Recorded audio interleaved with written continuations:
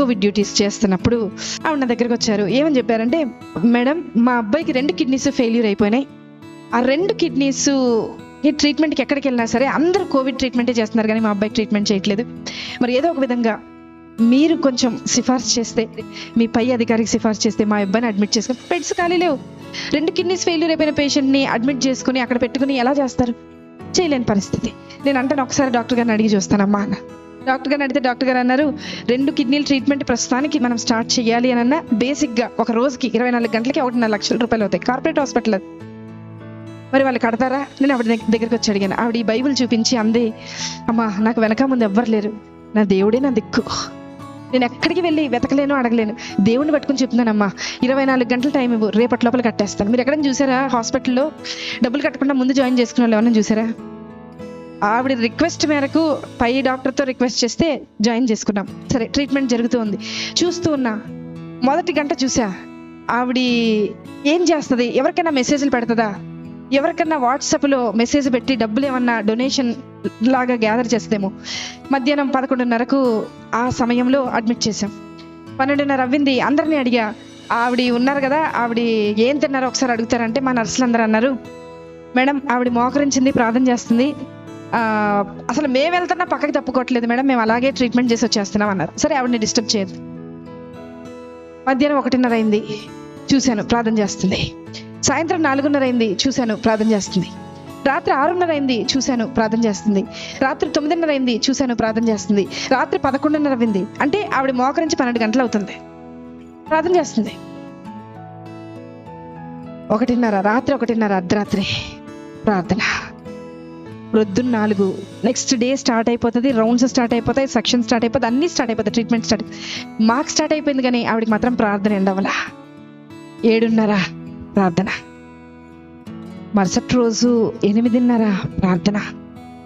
9ంటికి bill వచ్చేస్తుంది generate అయ్యి. ఆ రోజుకి డే స్టార్ట్ అవ్వాల్సిన బిల్ వచ్చేస్తుంది. బిల్ వచ్చింది. అందరు పేషెంట్స్ రౌండ్స్ అయిపోయినాయి, ఈవిడ దగ్గరికి వెళ్ళాలి. నా పైన ఉన్న డాక్టర్ అడిగారు, అమ్మా ఆవిడ బిల్ కట్టారా అని అడిగారు. నేను చెప్పబోతున్నా, నాకు భయం వేస్తుంది. ఎందుకో తెలుసా, ఆవిడ కట్టకపోతే నేను కడతానని చెప్పాను ఆయనకి. కానీ ఆవిడ ప్రార్థన చూసి నేను అనుకున్నా, కనీసం ఒక 75% నేను కడదాం, ఏదో చైన్ ఉంటుంది కదా, మా ఆయనకి తెలియకుండా అమ్మేసి కట్టేసేద్దామని అనుకున్నా. తెలిస్తే ఒప్పుకోరు కదా అనుకున్నా. ఆవిడ దగ్గరికి వెళ్తున్నాం, స్థలం లేక స్టెప్స్ కింద పెట్టారు, ఒక స్ట్రక్చర్ వేసి అబ్బాయికి ట్రీట్మెంట్ చేస్తుంది. అక్కడికి వెళ్ళేలోపు, అడుగు అక్కడికి పెట్టేలోపు డాక్టర్ గారు అన్నారు, నా పక్కన డాక్టర్ గారు అన్నారు, మేడం హాస్పిటల్ అని అన్నారు. చెప్పండి సార్, ఏదో మీరు చెప్తారు అంటే ఇంకా కొంచెం టైం దొరుకుద్దేమో, ఏదైనా ఆన్సర్ ఆలోచించి ఆయనకు చెప్తాం, ఎందుకంటే ఆవిడ ఇంకా కట్టలేదు, ప్రార్థన అవ్వలేదు ఆవిడది అక్కడ. అంటే ఆయన అన్నారు, మేడం యాక్చువల్గా ఈరోజు మా అమ్మగారు చనిపోయి 10 సంవత్సరాలు అవుతుందండి, ఈరోజు 10వ సంవత్సరం వర్ధంతి, వాళ్ళకి చెప్పేయండి మేడం, వాళ్ళకి ఫ్రీ ట్రీట్మెంట్ చేసేద్దాం, వాళ్ళ దగ్గర రూపాయి కూడా తీసుకొద్దాము. నేను వెళ్ళి లేపానావండి, లేపి తీసుకొచ్చాను. బిల్లు కట్టక్కర్లేదు నువ్వు అన్నా. నాకు తెలుసు మేడం, నా భర్త వదిలేసి వెళ్ళిపోయినా, నా బిడ్డ నా చెయ్యి దాటిపోయినా, నన్ను ఈ లోకంలోకి తీసుకొచ్చిన యేసయ్య నా చెయ్యి విడిచిపెట్టడం. ఒక మాట చెప్పినా, ఆవిడ సెటప్ బాగాలేదండి, చీర మొత్తం చినిగిపోయింది, బ్లౌజ్ చినిగిపోయింది, జుట్టు సరిగా తవ్వలేదు.